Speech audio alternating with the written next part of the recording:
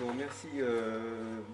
Bon, ben, c'est un sujet très compliqué et un peu filandreux, donc je vais essayer de résumer autour d'un petit nombre de points. Alors, d'abord, peut-être rappeler le déroulé de la crise, enfin son origine factuelle, disons.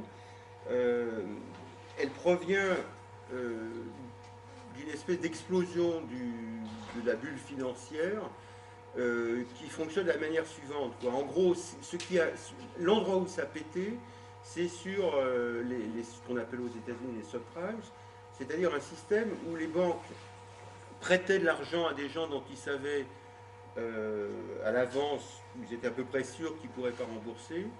Ils appelaient ça d'ailleurs les ninjas, c'est-à-dire no income, no job, no asset, c'est-à-dire qu'il y a des gens qui n'ont ni boulot, ni revenu, ni capital. Et subprime, ça veut dire que c'est des créances qui sont mal cotées, c'est-à-dire elles sont considérées comme douteuses au départ. Bon. Alors, ce qui a permis de faire ça, c'est ce qu'on appelle la titrisation, c'est-à-dire que le fait que les banques, normalement, quand elles vous prêtent, elles gardent cette créance et elles endossent le risque. Et la titrisation, c'est quelque chose, c'est un procédé qui consiste à transformer cette créance en un titre, d'où le nom de titrisation, c'est une sorte d'obligation que dont la banque peut ensuite se débarrasser. Bon. Et donc la grande illusion technique, pour commencer, c'est un petit peu le petit bout de la lorgnette, mais la grande illusion technique, c'est que cette titrisation permettait d'étaler le risque et que par conséquent, on pouvait personne n'était responsable de ce risque, mais il était diffusé, donc tout allait bien.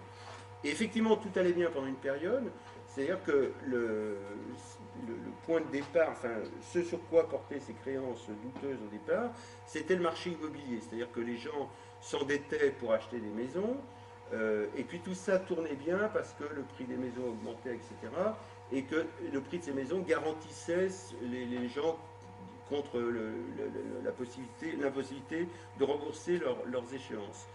Bon, et donc ce qui s'est passé, c'est que le marché de l'immobilier s'est retourné, qu'un certain nombre de ces créances douteuses, on a découvert qu'elles sont douteuses, et que ça a déclenché une espèce de réaction en chaîne, mais qui a révélé le côté complètement délirant des montages financiers.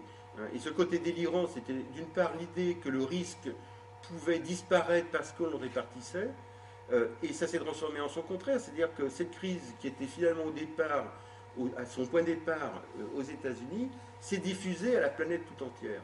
Parce qu'avec la mondialisation, la déréglementation, etc., ces fameux titres circulaient, étaient détenus par des banques qui n'avaient rien à voir avec le marché hypothécaire aux États-Unis. Donc ce côté, la mondialisation, la déréglementation permet de diffuser le risque. Ce côté-là s'est retourné comme un élément de diffusion de la crise. Bon. Ça, c'est un premier élément. Le second élément, c'est qu'on s'est aperçu que à côté de ces subprimes, enfin de ces créances douteuses sur le marché de l'immobilier, des gens qui achètent leur maison et puis qui finalement ne peuvent pas rembourser, il y avait une espèce de montagne de produits, au nom plus ou moins barbares, qui sont une espèce de vrai délire, c'est-à-dire où les gens font des paris, se protègent contre telle éventualité, donc payent de l'argent à des compagnies de type assurance, en fait, qui les protègent contre le fait que l'action pourrait baisser ou que telle monnaie pourrait être dévaluée. Et c'est pour ça que cet ensemble de mesures, de dispositifs techniques a, encore une fois, propagé la crise, y compris à des grandes compagnies qui étaient plus des assurances que des banques. Par exemple, Fannie Mae et Freddie Mac étaient deux institutions qui avaient plus un rôle d'assurance que de vraies banques qui fait des crédits, quoi, qui fait des prêts. Bon, donc ça c'est un peu l'aspect, et c'est un aspect, disons, un peu technique, mais qui permet de comprendre pourquoi la crise prend une ampleur si grande, d'une part à cause de cette diffusion, et d'une part à cause de l'opacité totale de ce qui se passe. C'est-à-dire que, comme le dit Lordon dans son petit bouquin, ce qui est absolument frappant, c'est que les banques étaient à un certain moment incapables de faire leur compte réellement et de savoir quelles étaient leurs pertes. Parce qu'ils avaient des espèces de pochettes surprises sans savoir ce qu'il y avait dedans et donc sans savoir quelles pertes éventuelles ils allaient subir, ils avaient pu déjà subir. Et c'est pour ça que des banques ont annoncé toute l'histoire de la crise financière a été scandée par des banques qui d'un seul coup découvraient qu'elles étaient quasiment en faillite, qu'elles étaient à découvert. Un des tournants justement à propos des banques, ça a été le fait que le gouvernement des États-Unis laisse tomber Lehman Brothers, une grande banque américaine, en faillite, au lieu de la secourir. Et du coup, ça a entraîné un sentiment de panique parce que tout le monde se sentait non protégé par l'État, en somme, ou la Fédérale Réserve Banque américaine, du risque de faillite. Et donc, ça, à partir de septembre-octobre, là, il y a eu un mouvement de panique absolument considérable. Alors, maintenant, il faut revenir, enfin ça c'est l'histoire, mais qui est assez passionnante et assez fascinante, parce que il y a vraiment un élément de délire là-dedans. Et ce délire, il repose sur la chose suivante. C'est une illusion, mais qui dure depuis longtemps, qui consiste à dire qu'en gros, on peut gagner, grâce à la finance, de l'argent uniquement en jouant en bourse pour aller vite. Bon. Et c'est une illusion que Marx avait décrit dans le Capital de manière, parce que ça a toujours existé, c'est l'idée que, il disait en gros, le financier, le bourgeois qui place son argent à la bourse, il a une vraie illusion qui représente l'illusion du capitalisme, c'est-à-dire que c'est sa propre manière de poser, enfin de placer son argent qui crée l'argent qu'il gagne. Bon. Et disons pour des marxistes, ou il y a même, à la limite, il n'y a même pas besoin d'être marxiste pour dire ça, euh, ce, cette illusion consiste à oublier que c'est le travail qui crée la richesse et qu'on ne peut pas distribuer plus de richesse que ce qui a été réellement produit. Bon. Et il y a un exemple plus concret qui permet de comprendre ça et qui est d'ailleurs en correspondance avec la crise actuelle. C'est la question des retraites. On a au moment, de manière permanente quasiment, il y a eu un argument consistant à dire il faudrait de la retraite par capitalisation, c'est-à-dire des fonds de pension, autrement dit, au lieu d'avoir un système par répartition, comme fonctionne notre système actuellement, il faudrait un système où, en gros, on met de l'argent de côté au lieu de payer des cotisations, on le place en bourse, ça fructifie, et au moment de partir à la retraite, on touche une retraite qui est supérieure, ça c'était l'argumentation, à ce qu'on toucherait par un système classique par répartition. Et là, on retrouve l'illusion qui était défendue par certains économistes plus ou moins officiels.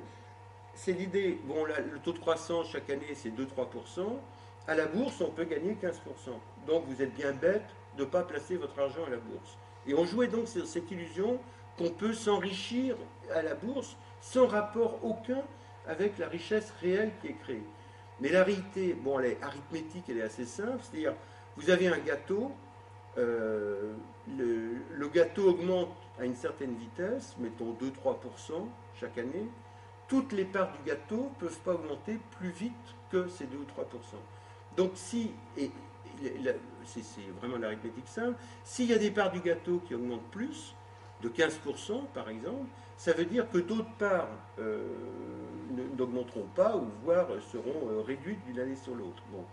Et autrement dit, les fonds de pension, ça peut marcher que si on, enfin, ça n'est supérieur que si on croit à cette illusion qu'on peut gagner à la bourse plus que dans un système normal de répartition où on cotise et puis les actifs payent les retraites des retraités.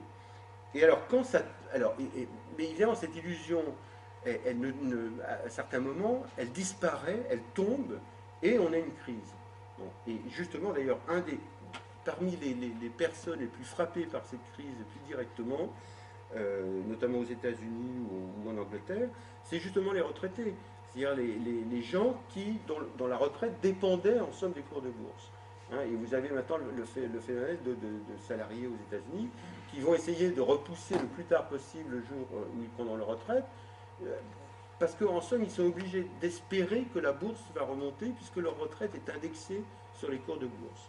Hein, et donc, ils ont été victimes, enfin, ils n'ont pas choisi, ils n'avaient pas trop le choix, mais ils ont été victimes de cette illusion qu'on peut gagner de l'argent comme ça à la bourse. Et périodiquement, la crise est une sorte de rappel à l'ordre, disant non, ça ne peut pas marcher comme ça. Et il y en a eu d'autres. Par exemple, il y a quelques années, à la fin des années 90, c'était ce qu'on appelait la bulle Internet. Hein. Et tout le monde expliquait que les nouvelles sociétés, les start-up, comme on disait à l'époque, pouvaient gagner en bourse, être cotées quelquefois plus que des boîtes industrielles classiques comme General Motors, enfin qui est un mauvais exemple parce qu'en ce moment ça ne vaut plus grand-chose. Mais l'idée était, on parlait de nouvelle économie, l'idée c'est que vous n'avez rien compris et on mélangeait l'illusion financière avec les nouvelles technologies. C'est-à-dire on pouvait se la péter à la bourse et le cours de bourse pouvait monter indéfiniment. Il y avait une nouvelle économie, ça ne fonctionnait pas comme avant et on jouait. Il y avait un jeu très subtil qui consistait à dire il y a des nouvelles technologies, Internet, c'est des trucs nouveaux. Et donc, il y a aussi des trucs nouveaux sur la bourse, on peut gagner avec ça de l'argent. Et cette bulle s'est dégonflée en 2000-2001. Et d'une certaine manière, tout l'argent qu'on a mis à ce moment pour éponger les effets de cette crise se retrouve maintenant, on cherchait un autre endroit où il pouvait fructifier, et c'est la crise immobilière.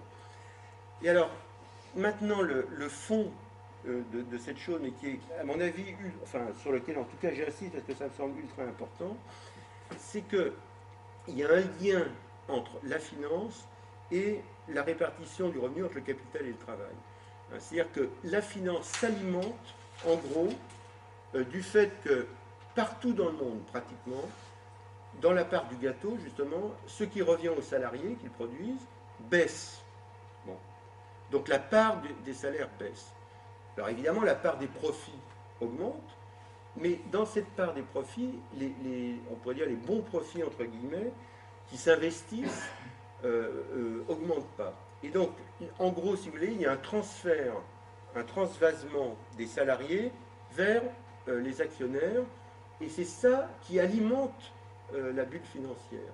Et ça, je pense que c'est un principe qui est absolument fondamental, c'est-à-dire que le seul moyen réellement de mettre fin aux crises financières, c'est de rétablir un partage plus équitable du revenu national entre le capital et le travail. C'est donc de réduire ce qui va au capital dans la répartition de la richesse. C'est le seul moyen, parce que si on ne le fait pas ça, on alimente de nouveau, il y aura de nouveau des nouvelles bulles.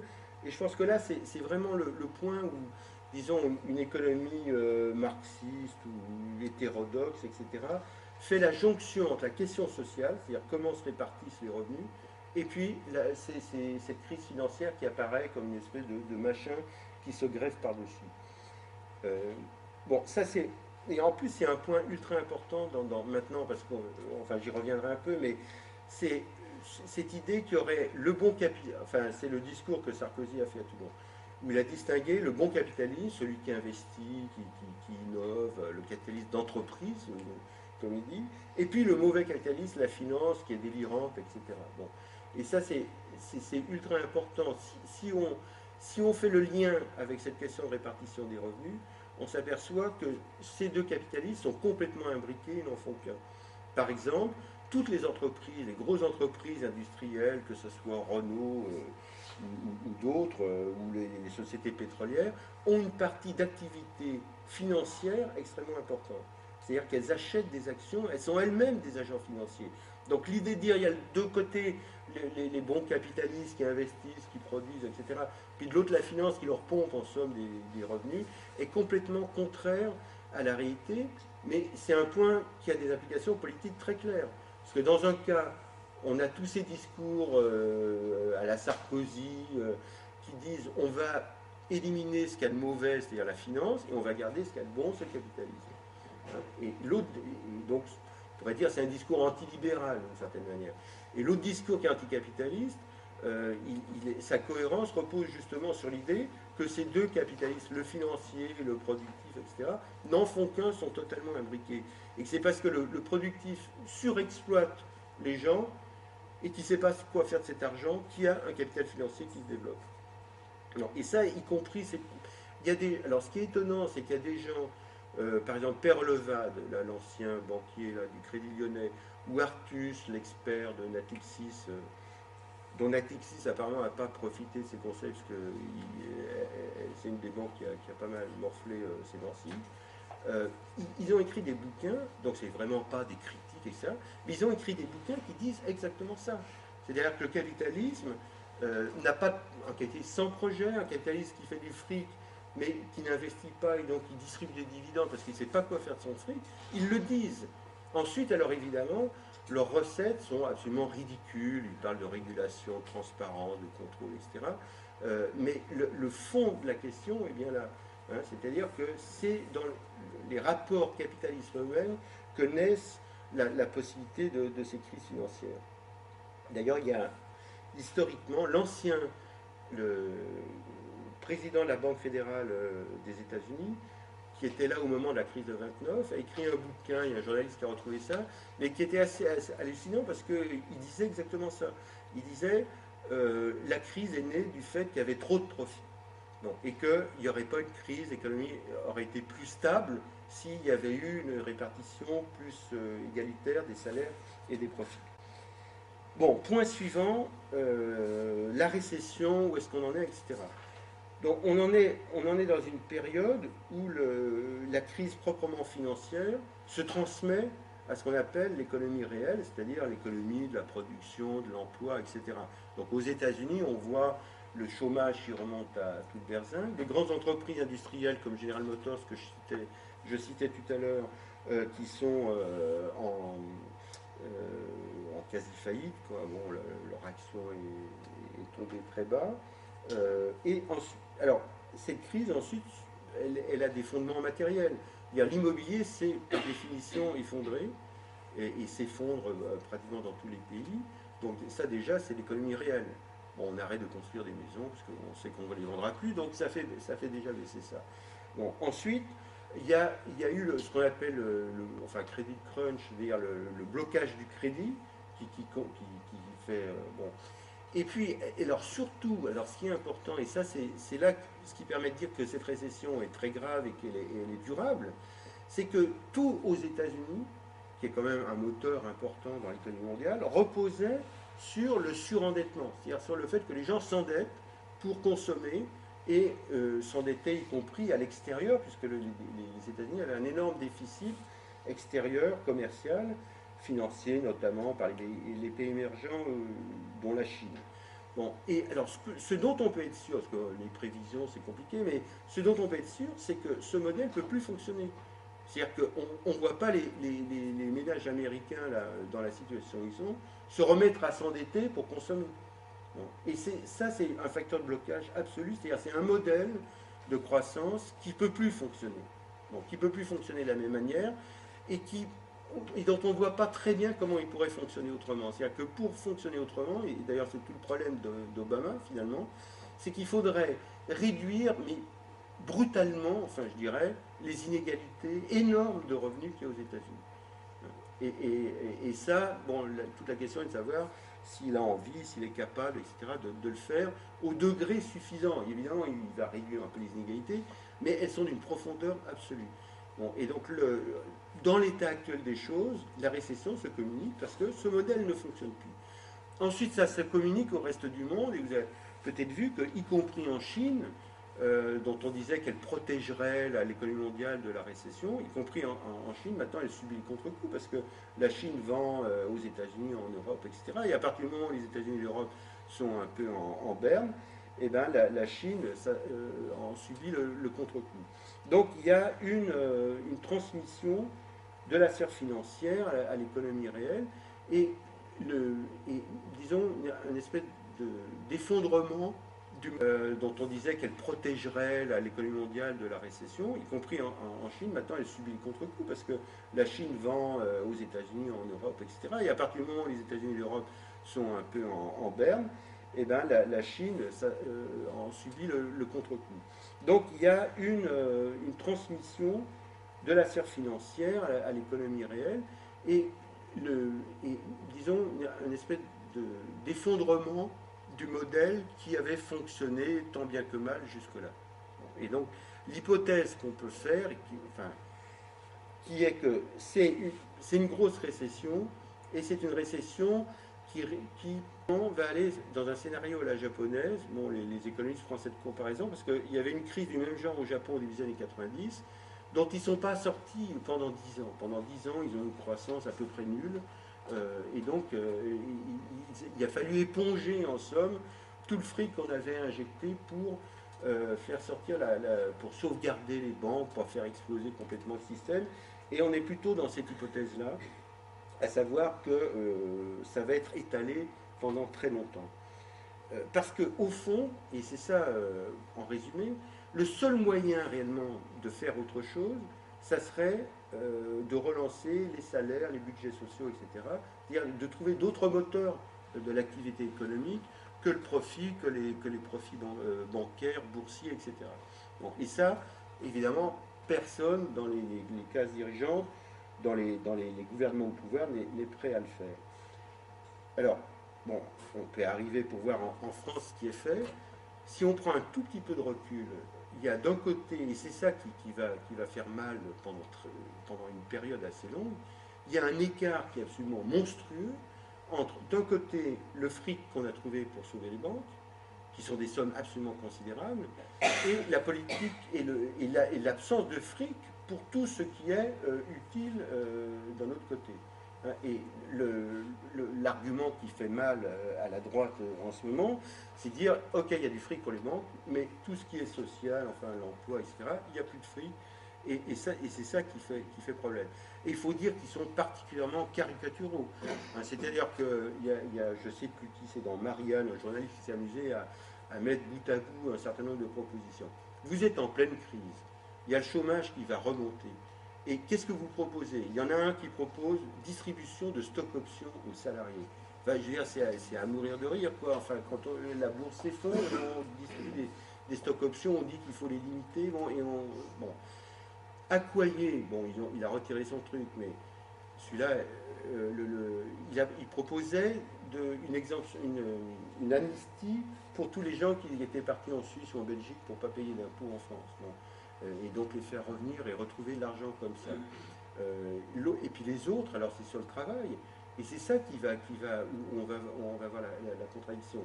Sur l'emploi, il y a d'une part les mesures qui ont déjà été prises, c'est-à-dire on va s'apercevoir que notamment tout ce qui est sur la durée du travail, c'est-à-dire la volonté de travailler plus pour gagner plus, la volonté d'allonger la durée du travail, va être terrible parce que ça va renforcer l'effet de la crise. C'est-à-dire que tous les patrons, et on commence à le voir déjà, vont essayer de faire des heures supplémentaires, voire de licencier plus en faisant faire des heures supplémentaires aux gens qui garderont, pour profiter du dispositif, parce que ça vaut le coup, et pour dégraisser leurs effectifs ou ne pas embaucher dans les quelques secteurs où il y aura encore des besoins d'embauche dans les mois à venir. Donc il y aura un effet, et alors ça va être redoublé par un autre bout, qui est ce qui est dans les tuyaux, c'est-à-dire des trucs qui vont vraiment renforcer les choses, à savoir il y a le travail le dimanche, quoi. Le travail jusqu'à 70 ans. Bon. Et en même temps, ce qui est, enfin dans leur projet, et qui est un truc, mais qui est vraiment d'un cynisme atterrant, c'est de supprimer les dispensés de recherche d'emploi. C'est-à-dire qu'il y a la possibilité pour les travailleurs âgés d'être indemnisés sans avoir à chercher Enfin, on reconnaissait qu'ils ont peu de chances de trouver un boulot.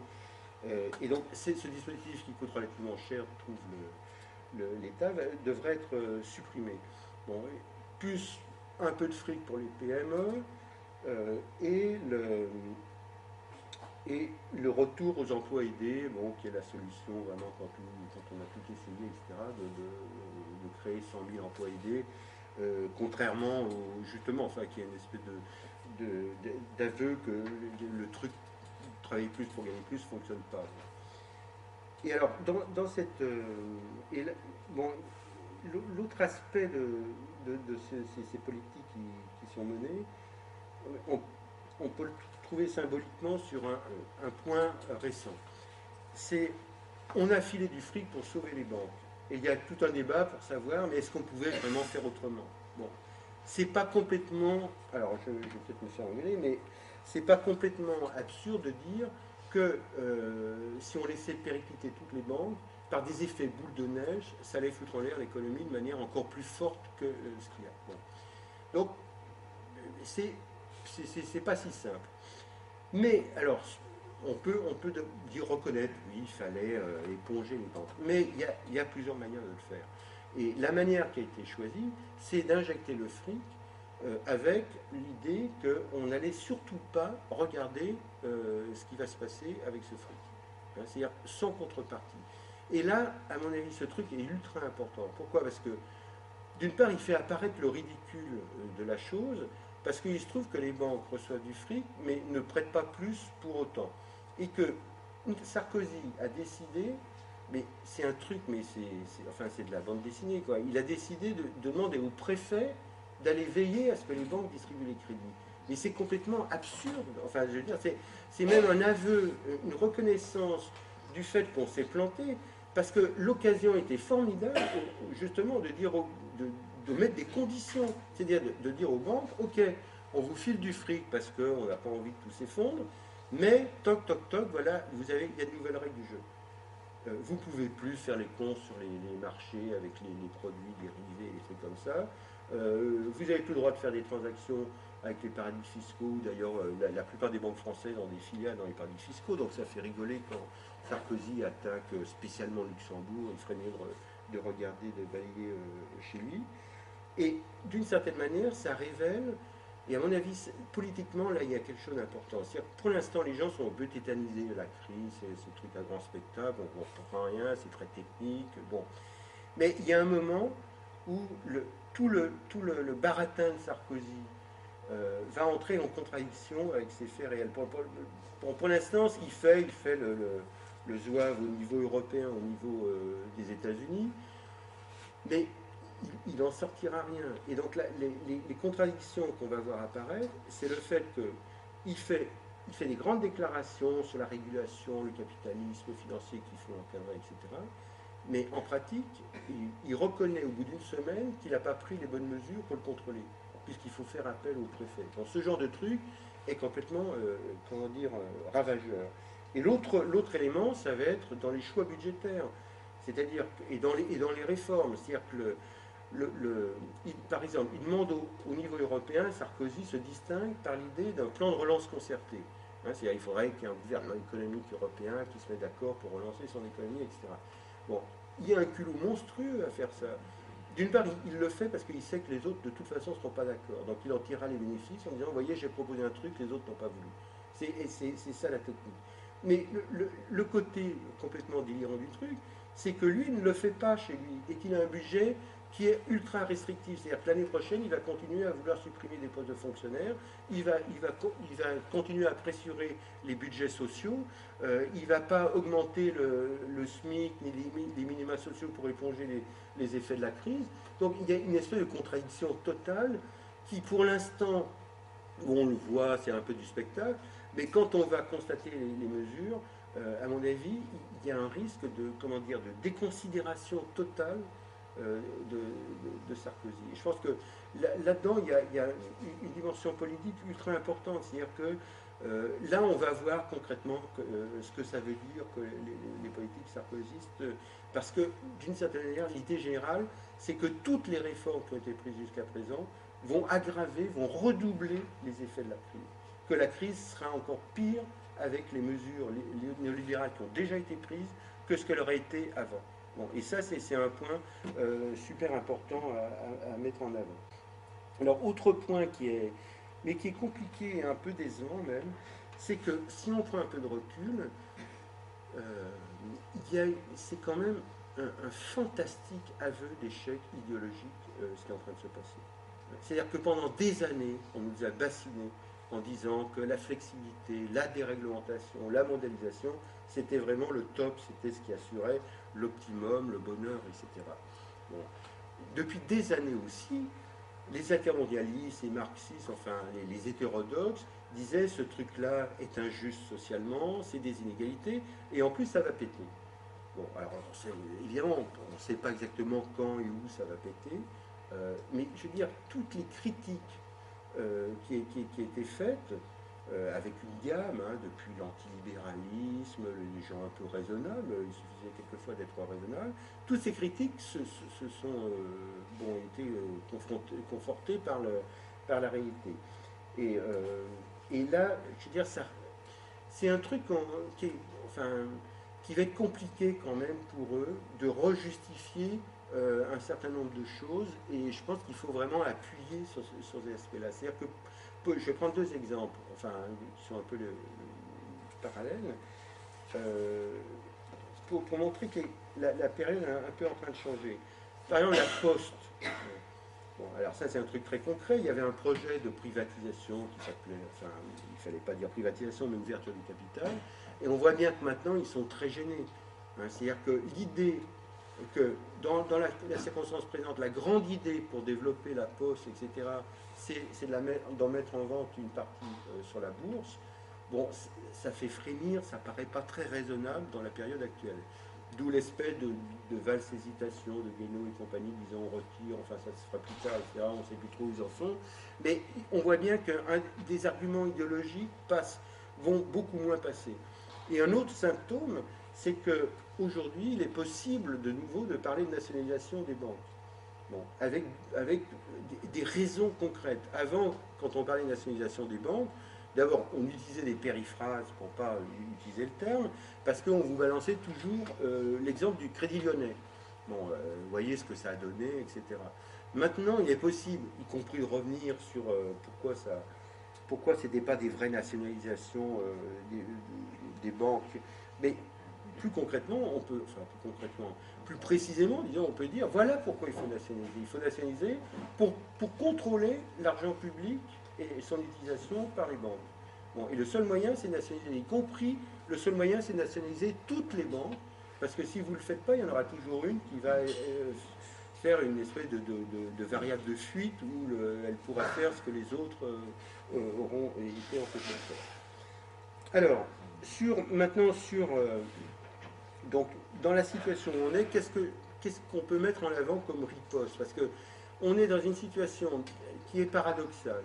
D'un côté, le système s'effondre, on parle de fin du capitalisme, enfin on se demande si c'est la fin du capitalisme, enfin la question est presque posée. Tout le monde parle de capitalisme, enfin bon. Donc, et il en a pris un bon coup, et un coup sérieux. Hein. Et moi je pense, enfin sans vouloir dramatiser, on entre dans une période qui est d'une grande gravité, et socialement, économiquement. Bon, et qui va pas. C'est pas comme la bulle Internet. C'est pas dans un an, ça repartira pas. C'est vraiment un truc qui a un basculement. Bon. Donc c'est vraiment quelque chose de profond. Mais en même temps, et ça c'est un truc classique dans les grandes crises comme ça, le fait que le capital soit planté, transforme pas immédiatement le rapport de force en faveur des travailleurs, y compris ça marche plus en sens inverse. Il y a le chômage qui monte, etc. C'est pas le moment où on se sent en position de force. Non. Mais en même temps, il y a une, comment dire, une perte de légitimité des politiques qui vont être menées. Il y a des politiques alternatives aussi évidentes. Hein, et ça, l'espèce de discours consistant disant vous n'avez rien à proposer est une vaste fumisterie. C'est vraiment un effet, parce qu'on sait exactement ce qu'il faut faire. Par exemple, bon, même si on prend les trucs très techniques sur la technique bancaire, il y a une ribambelle de mesures dont ils n'en ont prise aucune. On sait exactement ce qu'il faut faire pour contrôler les banques.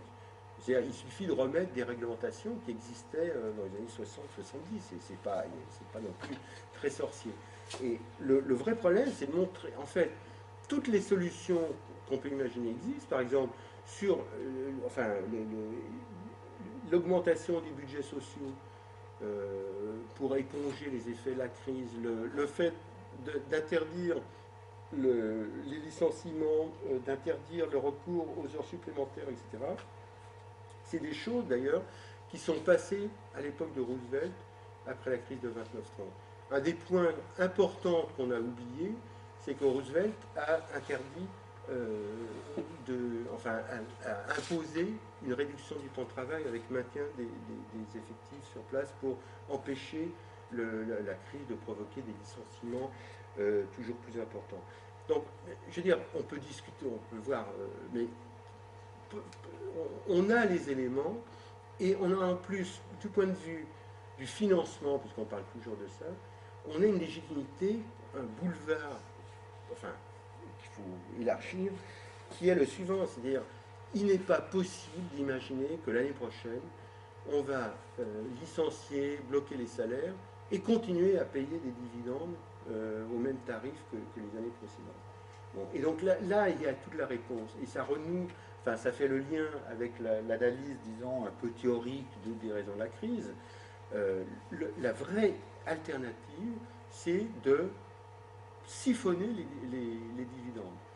Hein. Et, alors, on peut les siphonner en augmentant les salaires, on peut les siphonner en les taxant, peu importe à la limite la manière dont on le fait. L'important, c'est de réduire les dividendes. Bon, et c'est même pas un truc anticapitaliste, parce que Keynes, qui n'était pas un anticapitaliste, l'économiste qui a travaillé, enfin qui a un peu changé l'économie après la crise de 29 ans, lui il préconisait deux choses, l'euthanasie des rentiers, enfin plutôt des rentes, parce qu'il n'était pas non plus... et d'autre part, il avait une formule, la socialisation de l'investissement, c'est-à-dire l'idée d'une intervention du secteur public dans les choix d'investissement de la société. Bon, je veux dire, et encore une fois, c'est même pas anticapitaliste, parce que lui, il n'était certainement pas. Mais il faut aller, on peut aller absolument dans ce sens, hein, et notamment l'idée, alors pour prendre un exemple, et c'est pour ça qu'ils sont assez emmerdés, parce que il y a un risque de bascule. Bon, en 82, avant, là, 82 c'est un peu l'année de basculement sur la part des salaires, etc. Les dividendes représentaient 4% de la masse salariale. Aujourd'hui, c'est 12% de la masse salariale pour les entreprises. Bon. Le seul argument pour défendre ça, c'est de dire l'économie marche mieux quand il y a 12% des salaires, l'équivalent de 12% des salaires qui vont aux dividendes, parce que grâce à la finance, ça fonctionne mieux, etc. Bon, cet argument, il est complètement cuit. Je veux dire, si on file des dividendes pour foutre le bordel comme ils ont foutu sur l'économie de la planète entière, c'est certainement pas une bonne idée. Donc la bonne idée, c'est de revenir à l'époque où le capitalisme fonctionnait, après tout, mais il fonctionnait sans dividendes ou avec un taux de dividende très réduit. Donc la différence est 8% de la masse salariale. C'est-à-dire qu'aujourd'hui, en gros, alors ça fait des magots comme ça, vous augmentez tous les salaires de 8%, hein, et vous ramenez les dividendes à un niveau, disons, raisonnable, et puis rien ne se passe d'autre. Donc les gens qui disent qu'il n'y a pas d'alternative, on ne peut pas aller à compétitivité, l'économie, machin, tout ça, c'est des arguments en fin de compte de défense d'intérêts sociaux, mais pas, dont le soubassement économique s'est effondré. Hein, et donc là il y a quelque chose de... C'est très difficile de dire on ne peut pas augmenter les salaires parce qu'on paye des dividendes. Hein, et l'idée qui est introduite là-dedans, c'est l'idée qui me semble super importante, c'est dans la période qui s'ouvre, c'est l'idée de contrôle. C'est-à-dire l'idée que dans les entreprises, chaque décision devra être mise en regard avec les décisions qui sont de distribuer des dividendes.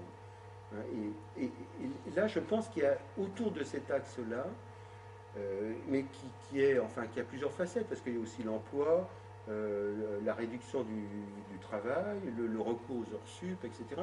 Autour de tous ces aspects, l'idée de contrôle, c'est à la fois la réponse appropriée à un état d'esprit qui est général, c'est-à-dire il faut maintenant, bon, il faut qu'on regarde un peu comme où va le fric et comment c'est partagé. Et donc,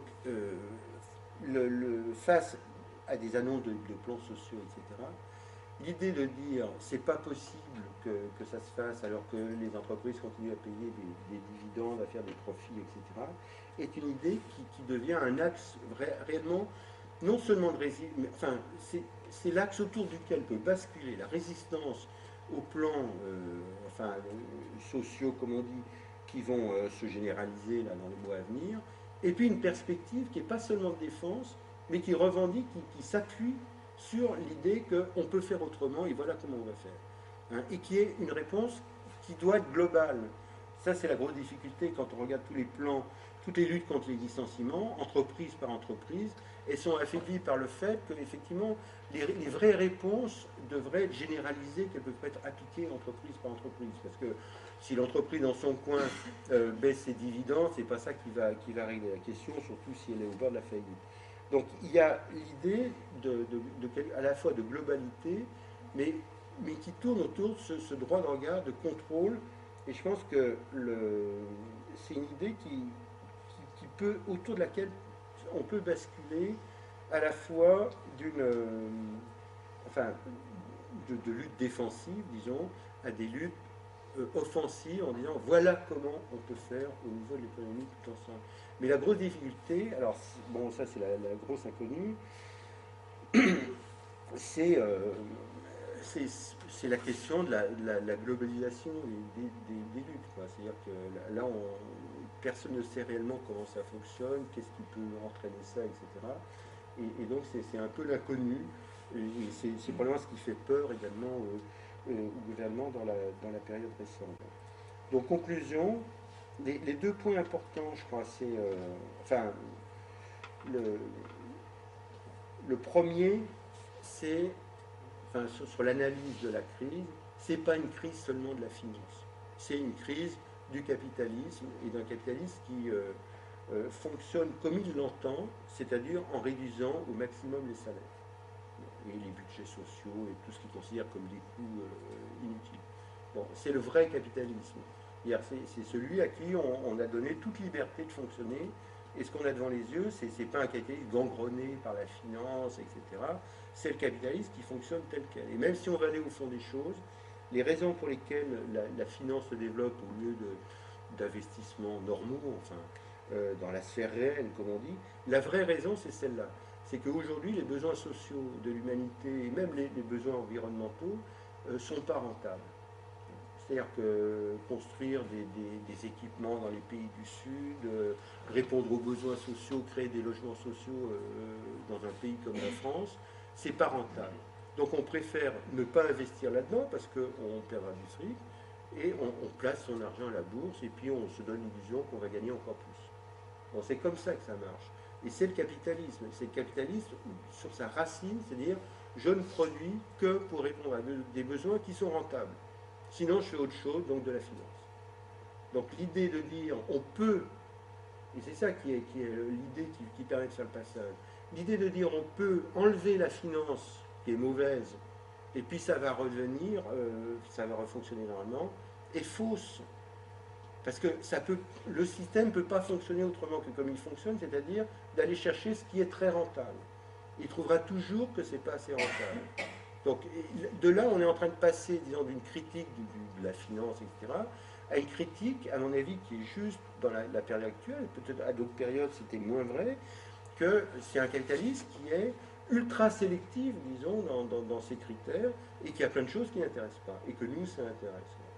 Et bon, le fameux slogan nos vies valent mieux que leurs profits est assez profond de ce point de vue-là. C'est-à-dire que nos vies ne les intéressent que si on peut faire du profit dessus. Mais toutes les parties de nos vies qui ne sont pas rentables, ça ne les intéresse pas.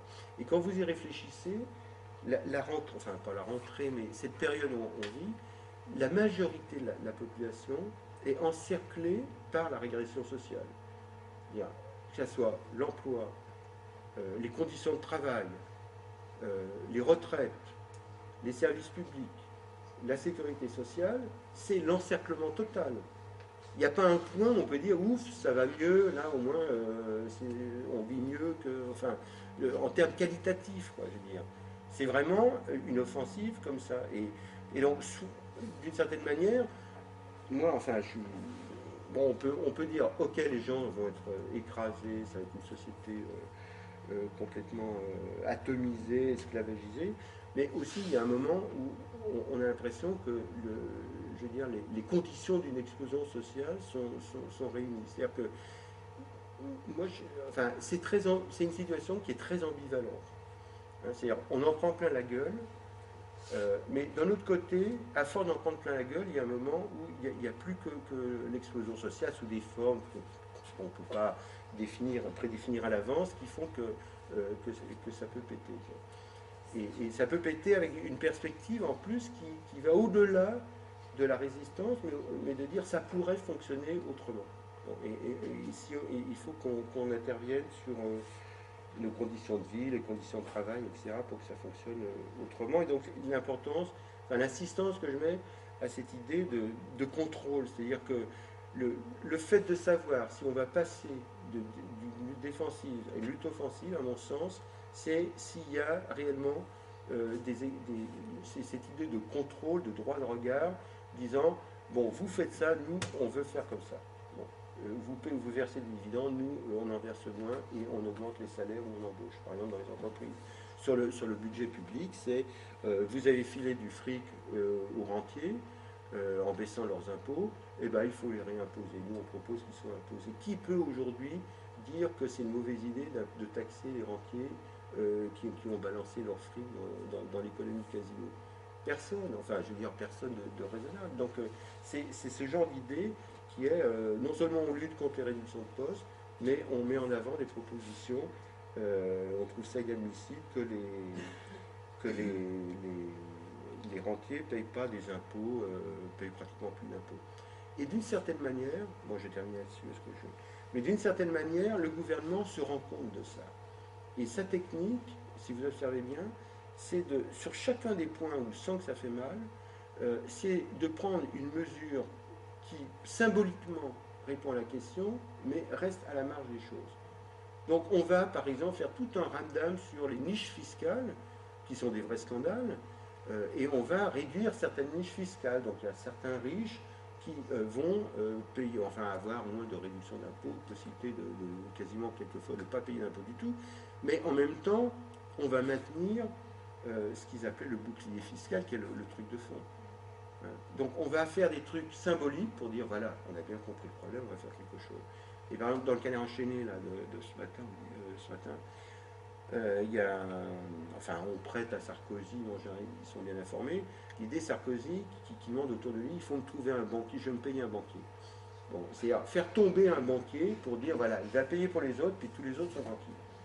C'est ça, la technique. On peut trouver, enfin, je crois qu'on peut trouver d'autres exemples. Par exemple, il y a eu un amendement de l'UMP. Enfin, il faut voir les trucs. Un amendement de l'UMP disant seulement que les stocks options au-dessus de 100 000 euros devraient être soumis à je ne sais plus quelle taxe ou cotisation. Cet amendement a été retoqué par le gouvernement. C'est-à-dire que c'était un truc vraiment de seconde zone, quoi. Et donc, on voit se profiler ça. Et à partir du moment où je veux dire, probablement, oui, l'autre exemple aussi, c'est les stocks options, les salaires des chefs d'entreprise, où ils vont probablement empêcher deux, trois trucs particulièrement scandaleux, mais en gardant l'essentiel des trucs. Et probablement, l'idée, c'est peut-être anecdotique, mais c'est pas impossible que ça pète sur un point relativement de détail. Mais c'est-à-dire quelque chose qui paraîtra vraiment parfaitement insupportable, immoral, etc., qui déclenchera les choses, quoi, un peu comme le CPE n'était pas un point de détail, mais dans, je veux dire, le mouvement du CPE était relativement imprévisible et d'ailleurs relativement pas prévu, mais parce que ça touchait quelque chose qui était l'avenir de la jeunesse en général. Et bon, et là, ça a démarré le truc. Alors que quelques mois avant, le CNE, qui était le même, mais pour tous les salariés dans les boîtes de moins de 20 salariés, dans les PME, était passé, bon, c'est vrai au mois d'août, mais comme une lettre à la poste, quoi. Et donc, bon, voilà. Mais l'idée, c'est il y a une crise très profonde et ils vont essayer de la jouer. Je veux dire, il faut y aller parce que je pense qu'ils savent à la fois que c'est très profond, que ça risque de péter, et qu'ils n'ont pas les capacités de répondre réellement à cette crise. Donc je pense qu'il y a un espace politique qui s'ouvre, d'autant plus, enfin bon, comme c'est bientôt le congrès de Reims, là, d'autant plus que le PS est absolument phagocyté, parce qu'au fond, au fond, il a toujours été d'accord avec les politiques de déréglementation, avec une petite dose sociale. Mais franchement, quand on regarde l'histoire des mesures qui ont été prises dans toute une série de domaines, par exemple, bon, pour prendre un exemple, le marché financier en France, je parlais des années 80, etc., enfin, il n'y avait pas de marché financier. Il y avait une bourse, bon, il y avait une bourse, mais qui finançait quasiment que dalle dans les entreprises. Le marché financier était créé quasiment ex nihilo par Pierre Bérégovoy, ça s'appelle Matif. Il a déréglementé en pensant que c'était l'idéal, etc. Et donc, ils sont dans cette tradition. Enfin, il y a plus près de nous, il y a peu de temps encore, Strauss-Kahn ou Fabius étaient contre la fiscalisation, les impôts sur les stocks options. Donc, ils sont, ils sont extrêmement mal par rapport à ça.